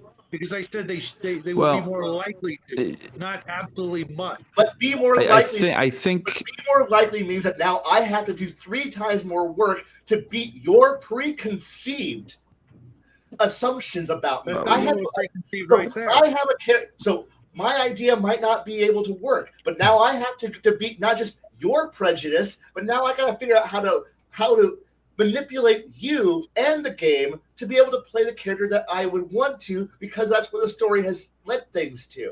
Now it becomes a me versus you plot thing, just to be able to play an interesting character that developed organically. Or do I need to hand you this is how I plan on playing my character for the rest of your campaign for the next 4.5 nothing years? of the sign, Kai. But that's your assumption. But the thing here is that so I start as a fighter or a barbarian, and there's no point that I could ever, because I chose those two, I can't find a book, study, and learn. I can't find God. I can't find my inner powers. I can't do this because obviously I'm a fighter, fight, barbarian, derp, rage. So we've kind of strayed from the original topic here, but I mean, if you want to talk multi-classing or the ability of changing classes, like the game master has to say, yes, I agree, or I want to use the optional rule of multi-classing. Not all game masters want to do that. And the players should respect the game master's wishes to say, hey, I don't want to use the optional rule of multi-classing. If you are going to do it, if you are going to allow it, know that you can have some pretty crazy combinations of classes. But multi-classing is a topic for an entirely another night, I would think. Like, I know we're not bound to one topic. I know this is not gatekeepers. But we brought it into here by saying, by doing the whole fighter spellcaster thing and saying sources are and that's what we're already at. I mean, hell, I went from monk to barbarian in a game. And yes, everyone's like, "Oh, that's awful. You should never be able to do that." No, the character, the character started off in a militaristic setting, and he learned how to fight fisticuffs, as a hand-to-hand combat specialist. And then after he was ejected from his service and he was hunted by his own people for reasons he didn't understand at the time, he started developing rage issues and started, going into blind rages in fighting. And he stopped being lawful eventually and started embracing the chaos of fighting. But he still kept all of his monk maneuvers, all of his hand-to-hand combat training, and he went into barbarian after that. Like the progression of the character took years to get there, but it eventually did happen. But and that's the thing is, if you're going to allow multi-classing, there should be a time expectation in place. If you want to be a fighter and you want to also be able to cast magic, guess what? You're going to school. You're going to college. I hope you can pay for it. Take out those student loans because it's going to cost you. I just want to chip in real quick. I wasn't trying to trigger Kai, but what I am saying. I always do though. Every episode I trigger him. But I'm starting to think it's personal, man. I think that if a person goes from wizard to barbarian, like if that's a feasible part of the campaign where the DM's like, for the next 6 months, I won't say nothing's going to happen, but I need to know what you're going to do next. And if the wizard player says that to the rest of the players around the table, you guys need to come up with a story with what you're going to do for at least a minimum 6 months to 2 years. Because this guy, if he survives, he will become a barbarian. There's a good chance he won't. Let's see, and we'll have to deal with that one-on-one thing. But there has to be like a period of time where I think if multi-classing comes into play, there has to be a narrative reason for it. Because otherwise, the DM is just like shrugging his shoulder. Okay, well, when you wake up in the morning, you're a brand new paladin, or you're brand new, you're brand new whatever. That's why I force training in my games. That's why I force training time in my games. I need to have a reasonable expectation of how did you evolve to where you're at from being a level 1 wizard or a level 1 fighter or level 1 whatever you may have begun as, because now you are some prestige class bastardization of something or other. I just need to know if you're really wanting to go through it, because there is a possibility for you to do that, but you have to spend the time to cross train, and that's like to be a wizard from any other class typically is like 4 to 12 years. I hope the campaign will be available for you by then. You know, and some people will disagree with me. That's fine. A lot of people don't take it into consideration whenever they're having 30th level games. Like, oh yeah, you're still 17. You can't drink legally yet. Yeah. Go ahead. I'm sorry, guys. Connell, you wanted to chime in? Yeah, this goes back to the whole barbarian thing, and I'll keep it short, maybe short and sweet. I might be wrong on this one. The problem I have with the barbarian is this: if he is so allergic to magic, so absolutely alertly allergic to all things magical, sorry, no magical weapons for you, no magical armor for you, no magic, nothing. You get to stand in the back of the line when all the good shit's handed out, and you get a pint of beer. Have fun with that dragon. Have fun with that those city guards. Have fun with everything out there, because you will not be on the same mark as the rest of the party because you have a motherfucking allergy to all things magic. Hey, Baron, do you still have that PDF of the first edition Player's Handbook? It's Yes. in Unearthed Arcana. It's an Unearthed Arcana. My bad. We'll have to get a copy of that into Connell's hands so we can just understand what rules were there for players. I get the superstitious aspect of it. No. So there were. The thing is that this is at first level. As a barbarian goes up, these restrictions slowly get removed, and if we look at just the most archetypal barbarian that every single player wants to play, that being Conan, he made it all the way to whatever level and rarely had anything magical in his hands or in his possession through 12, 14 books. So, yeah, he just badassed it all. Yeah. Okay. The key information you're missing, Connell, is that you never played first edition or second edition D&D. So there were things that allowed, because you've only played third edition or Pathfinder, you don't know that there are powers and abilities that the barbarian would gain access to that were the equivalent of magic. They had access to things that no other character could do, and they could do it without magic. So there's a huge disconnect there, because again, you've only played third edition or fifth edition and Pathfinder, so you're not seeing the other side. Yeah, you're right.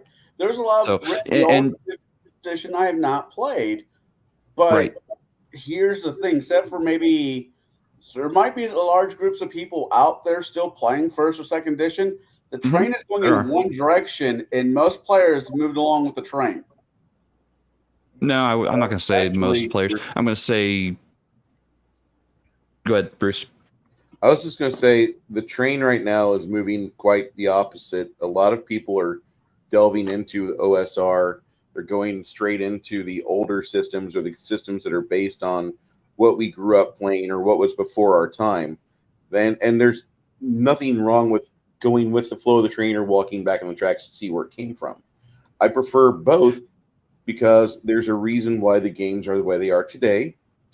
And there's a need for you to understand why the games were written back when they were, as to why they were. And I would also say that if you get a chance, I know you don't have time to read books, as much as we all want to be able to read. We're averaging 5 books a month, or five books a year, as Americans. I want to say that you need to delve into Appendix N. And that will help you as a DM far more than having a subscription to Online Dragon and Dungeon Magazine. Oh, no, that's more than fair. And Max, you're right. You're right. A lot of players do stick with the system that took them to prom. To me, that's 3.5, but I can't find a 3.5 table anymore. But I can find a first edition, which you could find me on that guy's channel every other Saturday. because he runs Pathfinder, which is on the multi-classing on the psychic aspect. I'm going all the way back to the psychic aspect, but bringing multi-classing with me. Could I mix it like you said, a psi knife? Sure. Could I mix I don't it see why with you couldn't. I don't see why you couldn't. I mean, being a sneak thief that makes his own weapons from psionic energy. I mean, I don't see why that couldn't be a thing. I would allow it, but then again, I would normally run either Pathfinder or D&D 3.5, and that allows for that. Like the multi-classing there allows for that, and training to be a rogue is maybe months, not years. Training to be a psi knife and focus your mind is, well, you're born with it. You're born with it, and you found yourself on streets because of bad situations. Life sucks. This Larry had it right. So I'm actually going to go back and answer, I think it was insert name here's original question that we got off topic on. Does your magic come from the person, from tapping into all surrounding energy, from beings, conduit, or from a magic elemental plane, etc.? So magic for me in my game universe, it started, let's set the Wayback Machine to prehistory. It started with the words of creation, the actual words of creation, giving shape to the cosmic energies of the universe. The primitives, or the monkeys on the planet, whatever you want to call them, the first intelligent beings discovered or were given given 26 words of power tied to specific constellations. And when they are born under a specific constellation, they are born with the understanding of the 2 words that make up the constellation, or the 2 words that are tied to that constellation. So I use a lot of star magic, a lot of cosmic energy. So that's how the magic is being done in the way back. They don't have material components. They don't have any type of somatic components. It's just the word of power and the intent of the word as it is being used. The intent held in their mind. So I am kind of focusing on the mental aspect there, because intent matters with the word. But they lived for the beings live for 300, 400, 500 years. It isn't until something happens where they start burning their life essence away to cast magic. And every time they cast magic, they are taking days, seconds, hours, years off their life, depending on how powerful the magic they used was. They use a tier 4 spell or tier 4 word, or understanding of the word, they might take 20 years off their life just to cast it. And then fast forward to my sword and sorcery age, because I've got multiple eras through my game world. You fast forward to the more medieval or sword and sorcery era. I'm using the magic in basically 3.5, but I'm using a spell point system. You only have so much magic per day that you can tap before you start harming yourself. And when you harm yourself, you're actually taking maximum hit point damage. For every 1 point of hit point damage, you can refill your entire mana pool for the day, but it's permanently gone. You do not get that hit point back ever. Not even through a miracle or wish. It's permanently gone.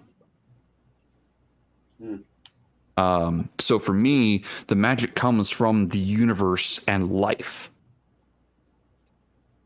So that's how I run it. Fair enough. I'll answer it really quick. If I'm running a campaign that's a world I'm building, dragons. Dragons are the source of magic. The moment you kill the last dragon, no more magic. So you're playing through Dragon Slayer. I've never played that game. The movie. Oh, the movie? Movie. I never caught that reference, that connection, but sure. That's the entire point of that movie. You need to watch it again. Yep. I haven't seen it since I was like, when was it? It doesn't matter. It's a great movie. It's got good practical effects. Classic 80s. It was very much 80s. I know the movie. I remember the movie quite well. That movie goes into magic and religion so hard, it makes it painful when you tell people that's a Disney movie. They're like, Yeah. what? It is a Disney film. It's I a just Disney remember it movie being with on frontal H. nudity. Yeah. I saw boobs. That's what I remember. I remember the boobs. That was a boy. No. No. That's Valerian's not a girl. boy. It's an excellent movie. And it's probably before the Lord of the Rings, it's probably the best D&D movie I've ever seen. Lady Hawk.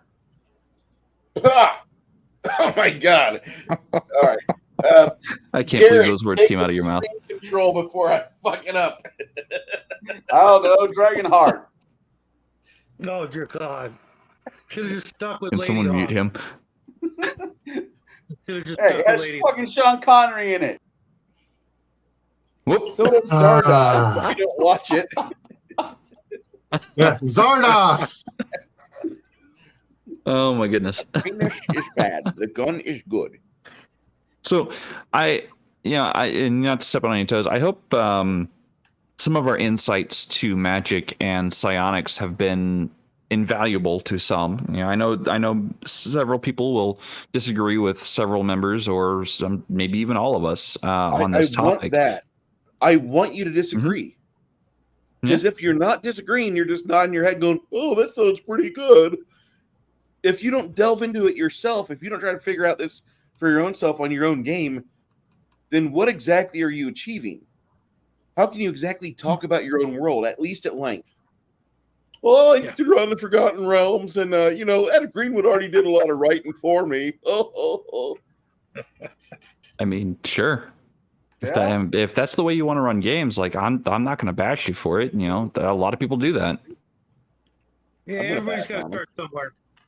Yep. But But, I started with a module of some sort. Mm-hmm. Yeah, I took what I understood about Greyhawk and Forgotten Realms, and I basically rewrote everything I wanted for my game universe. And I encourage everyone to do the same for their own game universes. Make it your own.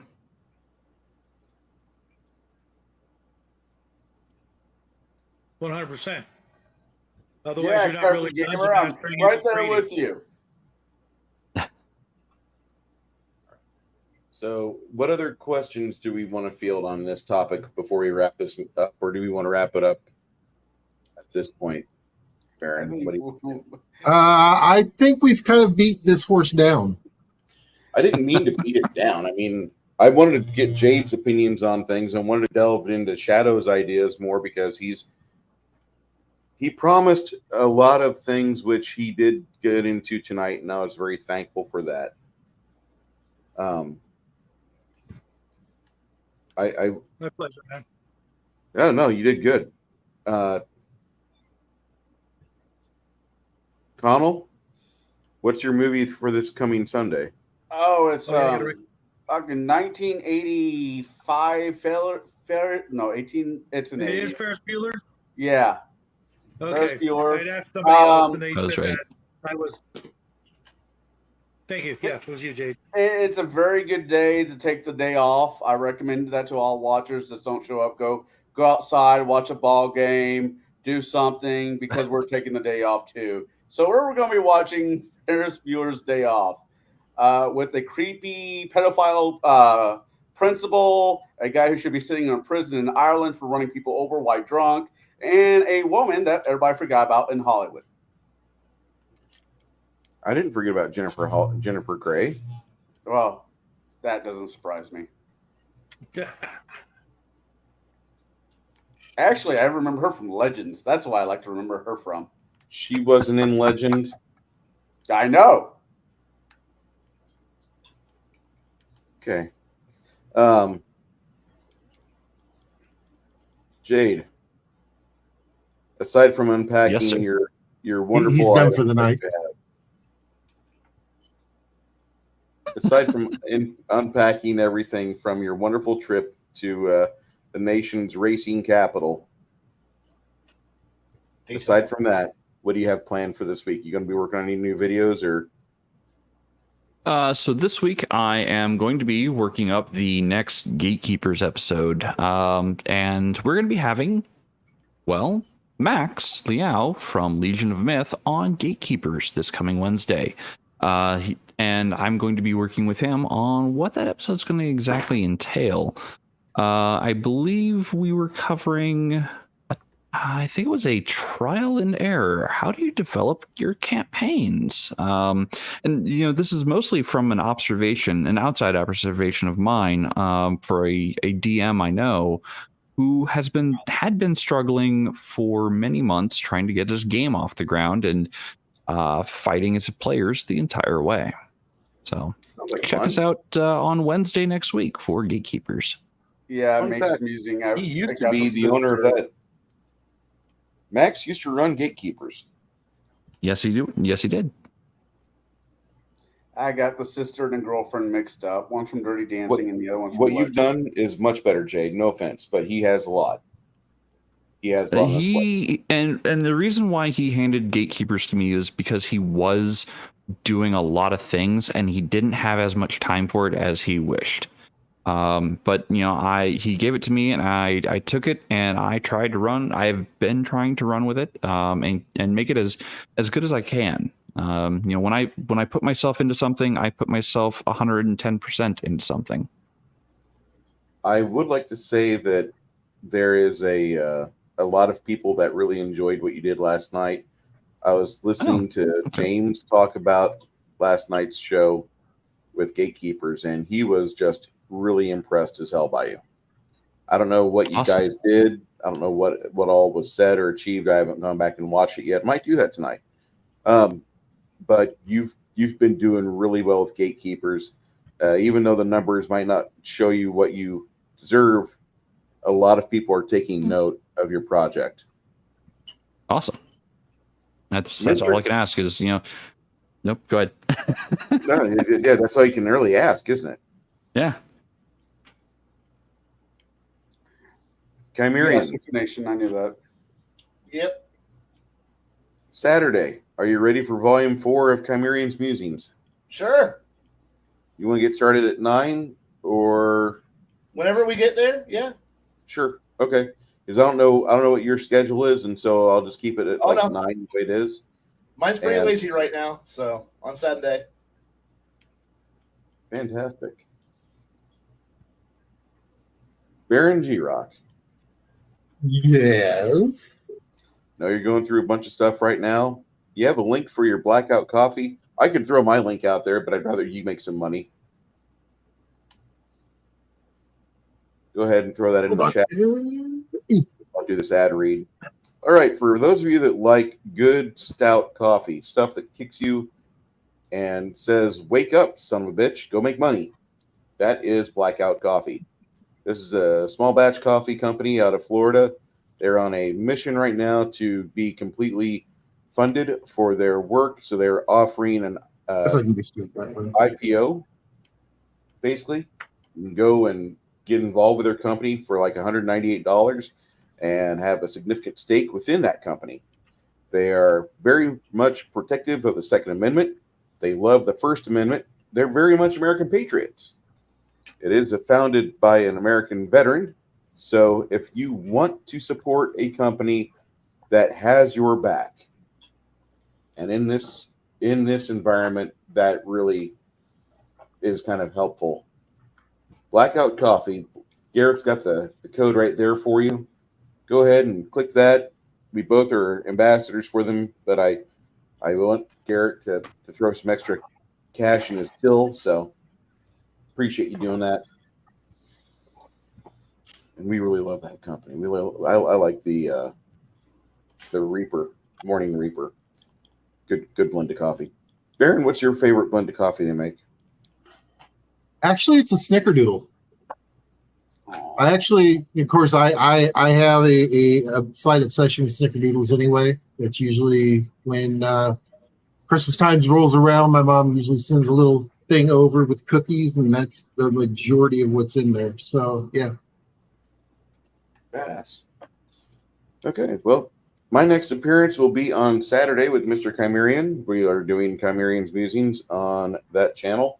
I may be with Max and the other randos on the rando stream Friday night. Keep it secret. Keep it safe, everyone.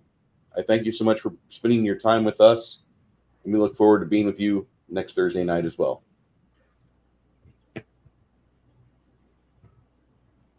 Be excellent.